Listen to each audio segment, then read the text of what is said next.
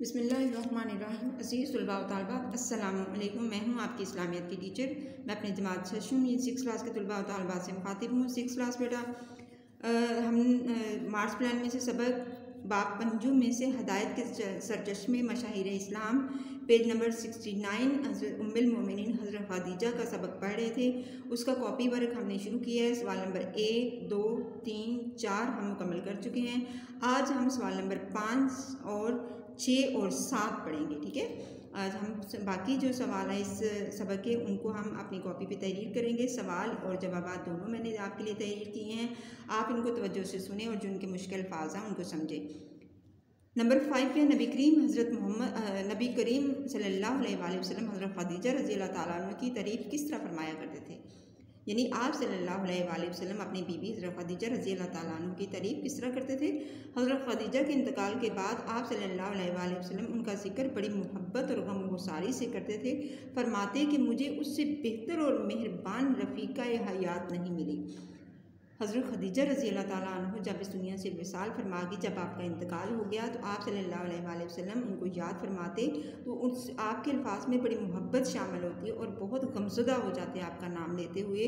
और फरमाते किन अल्फाज में आपका जिक्र करते कि मुझे उनसे बेहतर हज़रत ख़दीजा उससे बेहतर हज़रत ख़दीजा रज़ी अल्लाह अन्हा से बेहतर और मेहरबान, यानी मेहरबान बहुत ज़्यादा साथ देने वाली रफ़ीक़ा हयात, ज़िंदगी की साथी। रफ़ीक होता है बेटे साथ, हयात रफ़ीक़ा हयात, ज़िंदगी की साथी नहीं मिली। नंबर 6 है आमुल हुज़न से क्या मुराद है। आमुल हुज़न के मानी है गम का साल। आमुल हुज़न अरबी ज़बान का लफ्ज़ है। मैंने आपको पहले भी बताया अरबी ज़बान में साल को कहते हैं। गम का साल 10 नबवी में हज़रत ख़दीजा रज़ी अल्लाह ताला अन्हा और हज़रत अबू तालिब का विसाल हुआ यानी आप वफ़ात पा गए। आप सल्लल्लाहु अलैहि वसल्लम को इन दोनों के विसाल का बहुत सदमा हुआ, इसलिए आपने इस साल को आमुल हुज़न करार दिया, यानी गम का साल करार दिया। जिस साल हज़रत ख़दीजा रज़ी अल्लाह ताला अन्हा वफ़ात पाई उसी साल हज़रत अबू तालिब भी वफ़ात पा गए। तो ये दोनों आपके लिए बहुत ही ज़्यादा मेहरबान थे, बहुत आपका ख्याल रखने वाले थे। जितनी मुश्किलात आपने इस्लाम के रास्ते में बर्दाश्त की, आप दोनों ने उनका बहुत साथ। इसके बाद है सवाल नंबर 7। सवाल नंबर 7 है शेब अबी तालिब से क्या मुराद है।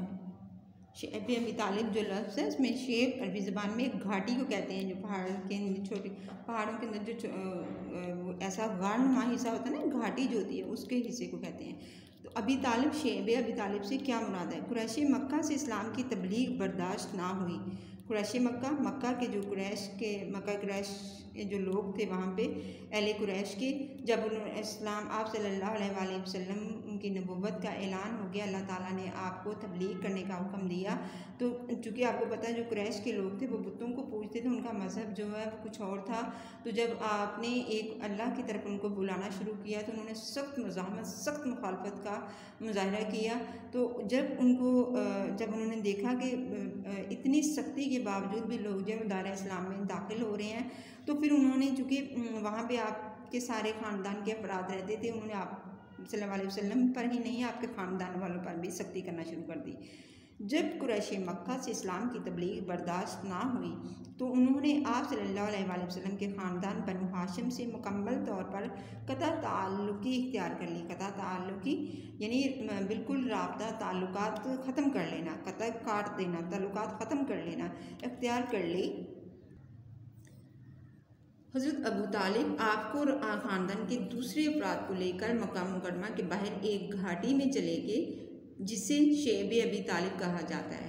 तो फिर क्या हुआ, जब बहुत सख्त मुखालफत का मुजाहरा कर दिया उन्होंने, एक ऐसा वसीयतनामा या जिसे कह लें शरायतनामा लिख के मक्का मुकरमा खाना काबा में लटका दिया।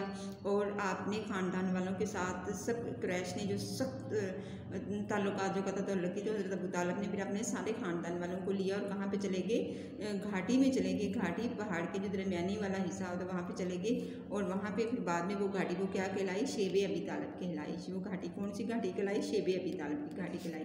मशक़ी सवाल इसमें शामिल हैं। सफ़ा नंबर 73 और 72 और 73 के सवाल नंबर नंबर 2 और 3 दुरुस्त जवाब का इंतखाब और खाली जगह पुर, दोनों आपने सबक को पढ़ने के बाद सबक के हवाले से आपने उनको पुर करना है। बहुत आसान है।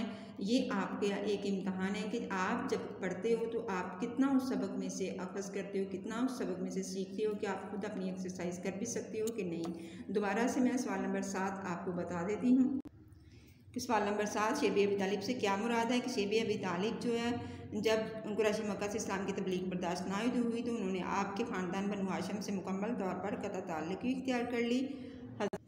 अबू तालिब आप सल्लल्लाहु अलैहि वसल्लम को ख़ानदान के दूसरे अफराद को लेकर मक्का मुकरमा के बाहर एक घाटी में चले गए जिसे शेब अबी तालिब कहा जाता है। ठीक है, ये आपका सबक है। आपने इसको आप काम को मुकम्मल अपनी कॉपी पे उतारना है। मैं दोबारा से लास्ट में एक दफ़ा फिर 6th क्लास आपको बता देती हूँ। आज हमारा मार्च प्लान मुकम्मल हो गया। इस सबक के साथ ही सबक सबसे पहले जो हमने तफसील से सब काम जो कुछ कॉपी भी हमने ये काम किया था, कुछ हमने यहाँ पे आपको यूट्यूब पे करके दिया है, तो आपने इस सारे काम को तफसील से अपनी कॉपी पे चेक करना है। जितना भी मार्च प्लान में आपके जो सबक शामिल हैं उनके चैप्टर के नेम आपने चेक करनी है, उन चैप्टर्स की रीडिंग आपने खुद करनी है और रिटन वर्क जो है वो सारे का सारा आपकी कॉपी पर मौजूद हो। हम वो काम चेक करेंगे और साथ साथ मैं आपको ये भी बताते जाऊँ कि ये काम आपका क्लास में दोबारा नहीं करवाया जाएगा। उम्मीद है आपको ये बात समझ आ गई होगी और अपना काम तवज्जो और मेहनत से करेंगे। मार्च प्लान हमारा मुकम्मल हो गया। इंशाल्लाह इस्लामियात में अप्रैल प्लान के साथ फिर आपकी खिदमत में हाजिर होंगी। इसके साथ ही मैं आपसे इजाज़त चाहती हूँ। अल्लाह हाफिज़।